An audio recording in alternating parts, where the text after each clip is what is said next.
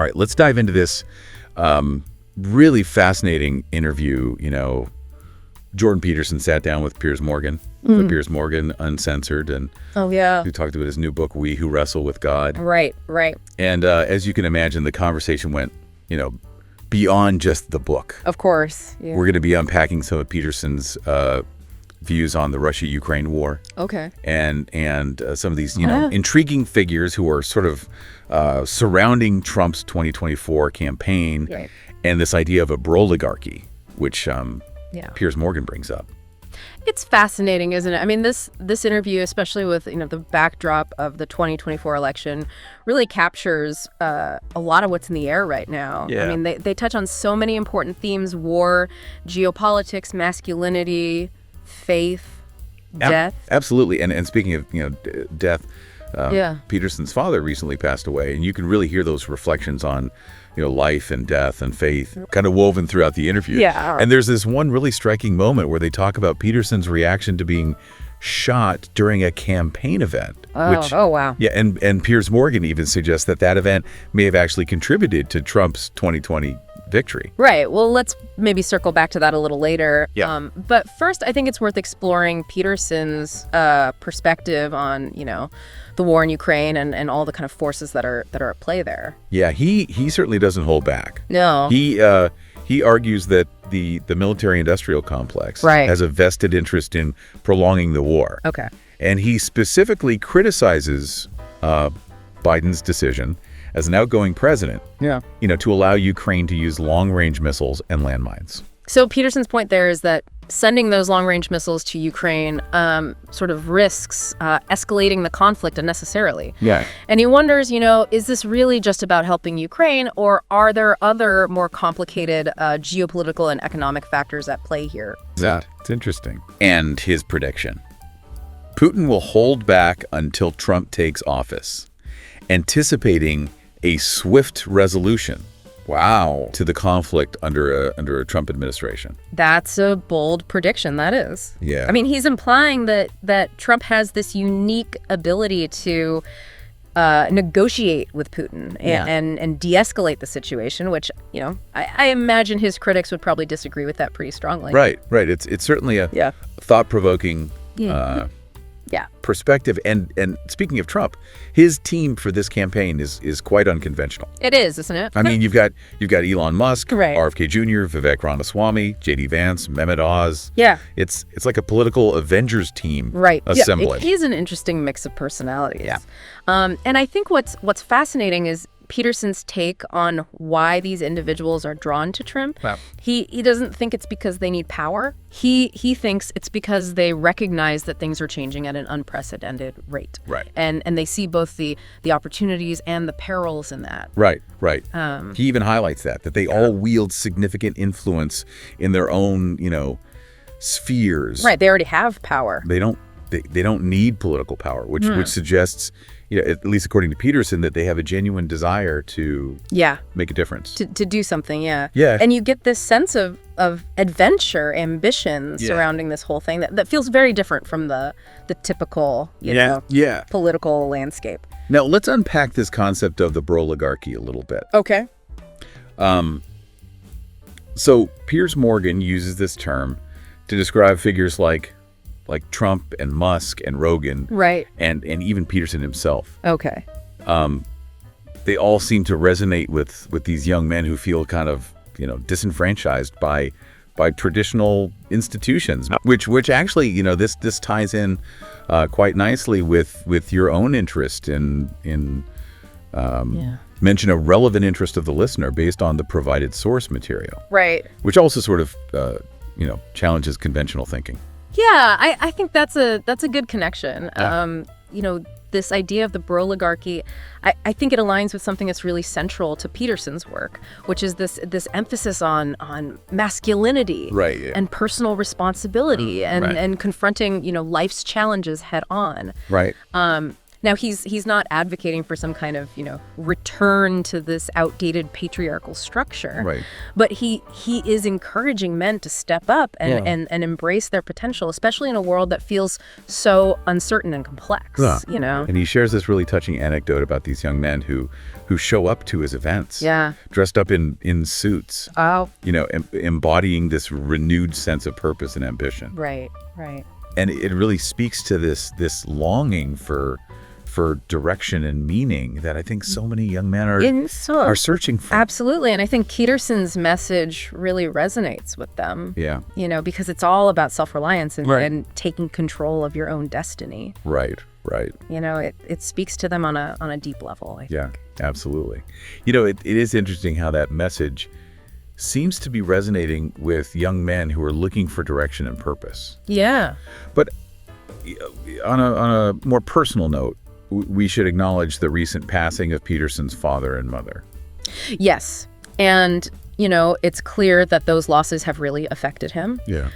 In the obituary that he wrote for his father, there's this really poignant detail. His father loved single-shot rifles. Yeah. And Peterson saw that as symbolic, representing his father's aim to kind of hit the target dead center in life. It's such a powerful metaphor. It is. I'm just thinking about, his father's love of single-shot rifles, aiming for that dead center, could be seen as mirroring Peterson's own approach to life. Right. Striving for clarity and purpose. Yeah. And this connects to you listening right now. Right. What are you aiming for in life? What's your target? What's your dead center? Right. It's a beautiful analogy. Yeah. And it ties into Peterson's broader reflections on mortality and gratitude for what our parents and ancestors give us. Right. And how to live a life of purpose. Right. He seems to be suggesting that we all have a limited time on this earth. Yeah. And it's up to us to make the most of it. Right. To aim true and hit our targets. Absolutely. And Peterson also talks about, his approach to faith. Yeah. Which I found really interesting. Yeah. He sees religious belief as something existential, Yeah. revealed through actions rather than just words or propositions. Yeah. It's a very practical view of faith, isn't it? Yeah. I mean, it's less about what you say you believe and more about how you live. Right. It's like, you can say you're a great cook, but the proof is in the pudding. Yeah, I like that analogy. Yeah. That really gets to the heart of what he's saying. Yeah, he's challenging us to walk the walk, not just talk the talk. Now, shifting gears a bit, Okay. let's revisit Peterson's previous encounter with Richard Dawkins, the evolutionary biologist. Oh yeah, that was quite a clash of the titans. Yeah, their views on religion and science couldn't be more different. Right. And there's this amazing audio clip where Peterson basically tells Dawkins, "Go to hell, you're not stopping me." Oh wow. In response to Dawkins' suggestion that Peterson is drunk on symbols. Wow. Yeah. That's pretty strong. It is. And it really captures Peterson's willingness to challenge even, the most established figures. Right. And it connects back to you. It connects back to you, the listener. Okay. About, not being afraid to stand up for your beliefs. Yeah. Even when facing opposition. Right. Peterson's not afraid to challenge the status quo, Right. even when it comes to, someone like Richard Dawkins. Yeah. And I think what's key here is that Peterson believes that truth is ultimately unified, that values and facts will eventually converge. Right. Although it's worth noting that they did find some common ground Yes, they did. when discussing the evolution of narratives and the power of ideas. Right. So even in their disagreement, there's this recognition of the immense influence that stories and ideas have on shaping human behavior and culture. Right. And I think that's something that's particularly relevant today. Yeah. In our age of social media and instant communication. Right. I mean, ideas can spread like wildfire, and it's more important than ever to be discerning about what we consume and what we believe. Absolutely. All right, let's bring it back to Trump. Okay. And Peterson's analysis of his appeal. Yeah. So Peterson revisits the 2020 campaign, specifically focusing on Trump's bold reaction to being shot during a rally. Okay. You remember that? Yeah. And this incident seems to have really made a strong impression on Peterson. Okay. He sees Trump's defiant response, that "go to hell, you're not stopping me" attitude, as embodying a kind of indomitable spirit that really resonated with voters. Okay, so Peterson sees Trump's defiance as a strength. Yes. But could you argue that that same trait Yeah. could also be a weakness in a political leader? Yeah. Potentially leading to rash decisions. That's a good point. Yeah. And Peterson often emphasizes the need for controlled strength. Right. So, it's worth considering how that applies to Trump's leadership style. Yeah. Does he demonstrate, a balance of strength and careful consideration? Right. That's a good question. Yeah. And Piers Morgan even argues that Trump's willingness to share the stage Yeah. with other strong personalities Right. undermines claims of, pathological narcissism. Right, which is an interesting observation. Yeah, it is. It kind of challenges the common narrative about Trump's personality. Right, yeah. And suggests that there might be more to him than just, ego and self-promotion. Right. Perhaps he's more complex than he's often portrayed. And Peterson ties this into his critique of the woke mind virus. Right.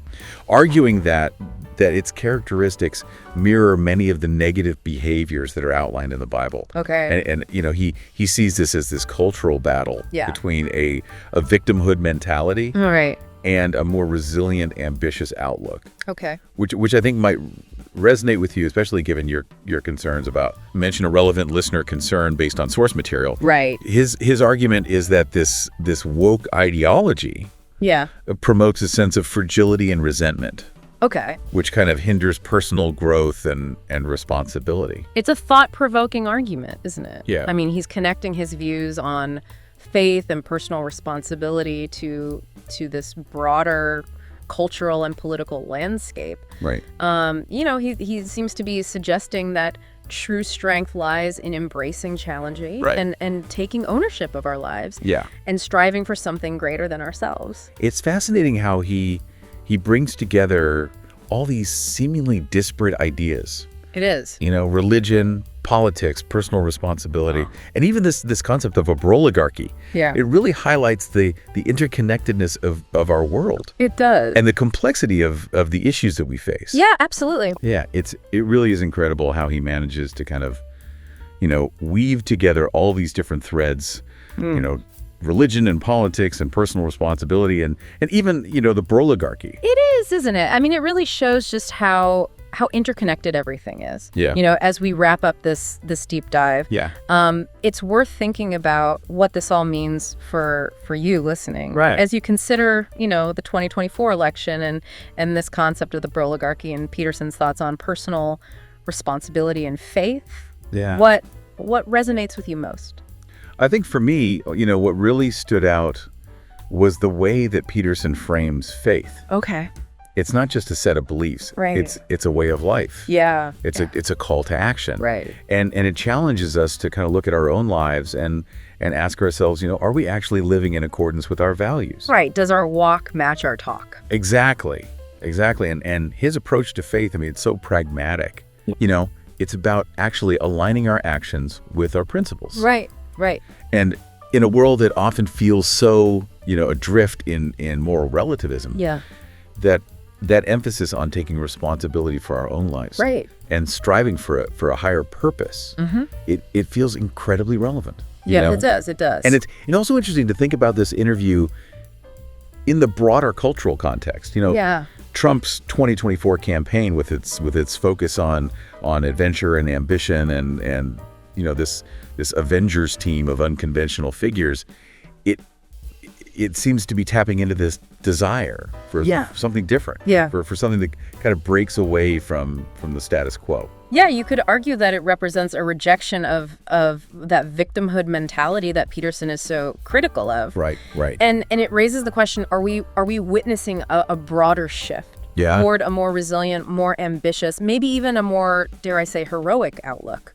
That's a really interesting question. Yeah. And it really ties into Peterson's, core message about embracing challenges and taking control of our own destinies. Right. He wants us to strive for something more than just comfort and security. He wants us to find our dead center, as his father did. Yeah. To pursue a life of meaning and purpose. Right. To wrestle with those big questions. Yeah. And And ultimately to become the best versions of ourselves. And whether you agree with all of his conclusions or not, Yeah. there's no denying that his work is sparking these really important conversations. It is. And it's encouraging us to think critically about the world around us. Absolutely. He challenges us to examine our own beliefs, Yeah. to take responsibility for our choices, and Right. to really engage in this ongoing search for truth. And so if you're interested in exploring Peterson's thoughts on faith and meaning and the human condition in more depth, Yeah. I highly recommend checking out his new book, We Who Wrestle with God. Yeah. It's a thought-provoking read, that's for sure. Yeah, It'll definitely stay with you. it will. And as you kind of navigate, this upcoming election Right. and the ever-changing world around us, Yeah. remember to engage with those big questions. Right. Challenge your assumptions. Absolutely. And remain open to those different perspectives. The truth, as Peterson suggests, is often found in the wrestling. That's a good way to put it. Yeah. Yeah. Well, this has been a fascinating deep dive. It has. Really appreciate your insights. My pleasure. Always a good conversation. Until next time.